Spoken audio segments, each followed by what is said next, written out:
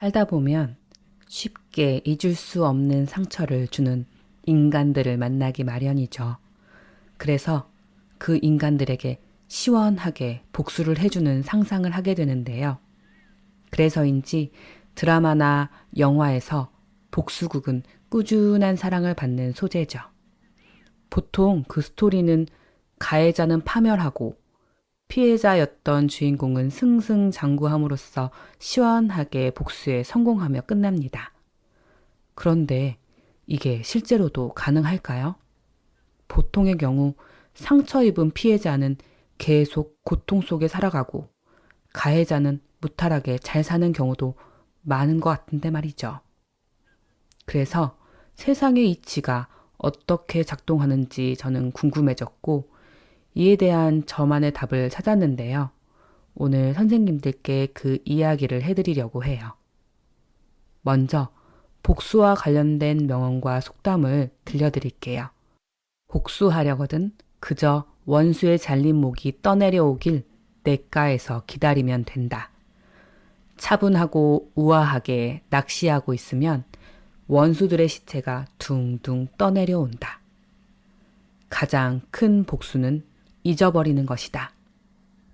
잘 살아라. 그것이 최고의 복수이다. 인생 최고의 희열은 넌 할 수 없어 라고 무시하는 사람들에게 성공으로 복수하는 것이다. 상처 준 사람에게 할 수 있는 최고의 복수 방법에 대한 많은 명언들이 있었는데요. 그냥 잊어버리고 내 할 일 하는 것이 최고의 복수라는 말이 대부분이더라고요. 저는 이런 명언 속담에 공감하는데요. 모든 부당한 일에 내가 직접 정의의 사도가 되거나 원수를 갚는 전사가 되어야 할 필요가 없더라고요.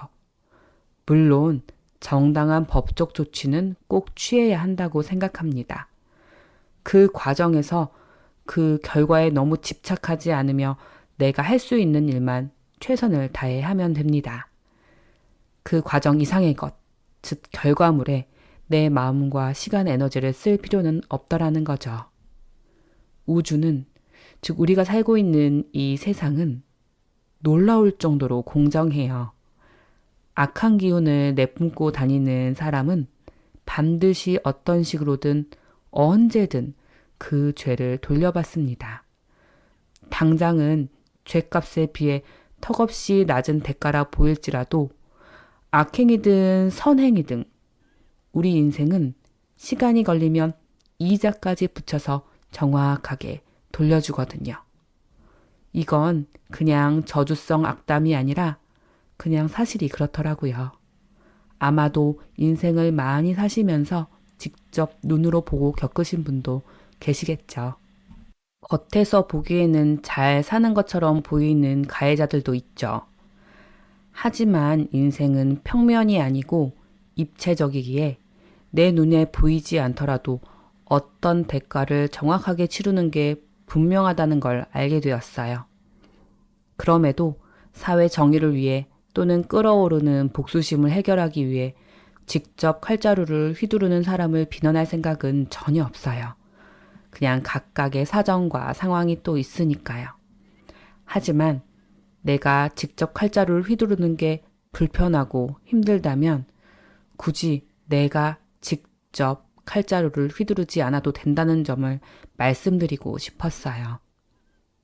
그렇다면 내가 상대에게 직접 유해를 가하지 않았을 때의 이점을 세 가지로 말씀드려 볼게요. 첫째, 복수를 하기 위해 내 마음에 오래도록 그 기억과 감정을 품고 있으면 신체적인 손해가 있어요.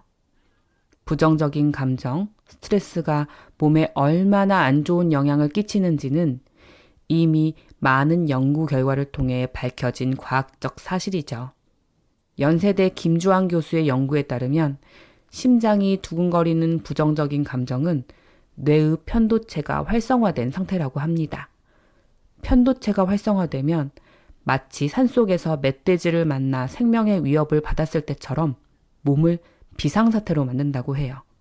그래서 당장 도망가거나 공격해야 하는 근육만 활성시키고 나머지 모든 신체 기능들, 예를 들면 면역력, 소화력, 생식력 등이 낮아지게 됩니다.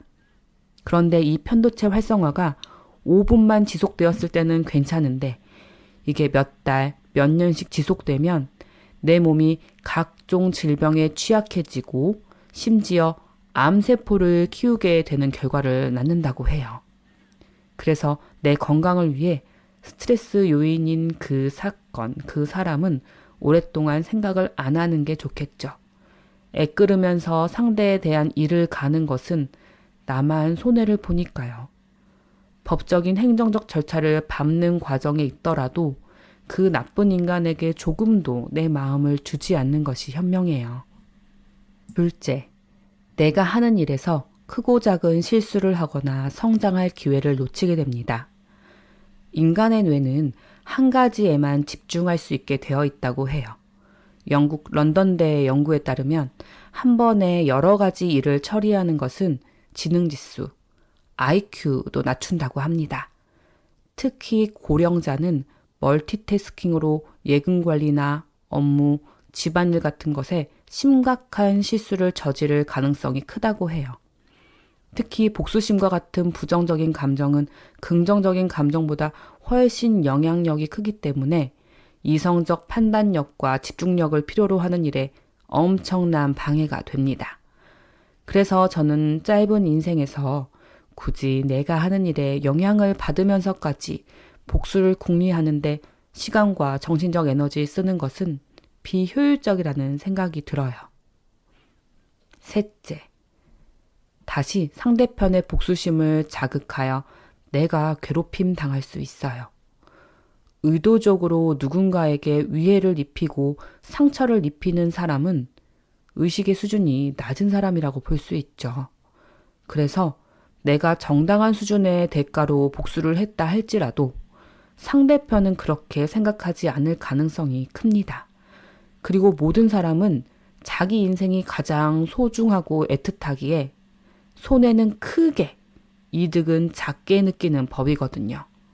그래서 되려 나를 왼수로 여기고 복수심을 불태울 수가 있더라고요.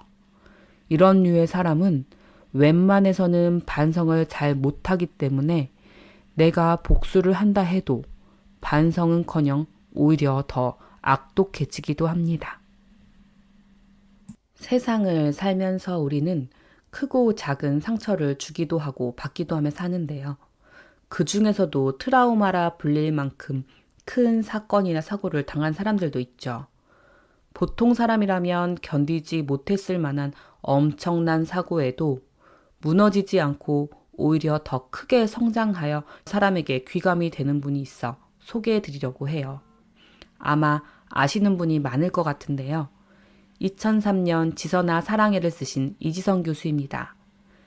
이지성 교수는 2000년 당시 이화여대에 재학 중이던 전도 유망한 어여쁜 여대생이었는데요. 어느 날 갑자기 음주운전 차량의 교통사고로 몸의 절반 이상이 중화상을 입는 큰 사고를 당했어요. 이후 미국에서 사회복지학 박사학위를 받고 올해 2023년 이화여대 정식 교수로 부임받았다는 기쁜 소식으로 오랜만에 언론에 소개가 되었습니다. 유퀴즈 인터뷰 기사 내용 일부를 들려드리겠습니다. 중환자실에 입원해 생사를 오가는 중에도 아버지에게는 혹시나 가해자가 찾아오면 용서했다고 말해달라고 얘기했다. 이미 닥친 고통이 너무 컸다. 누군가를 미워하고 분노하는 감정도 견디기 어려운 것이지 않냐.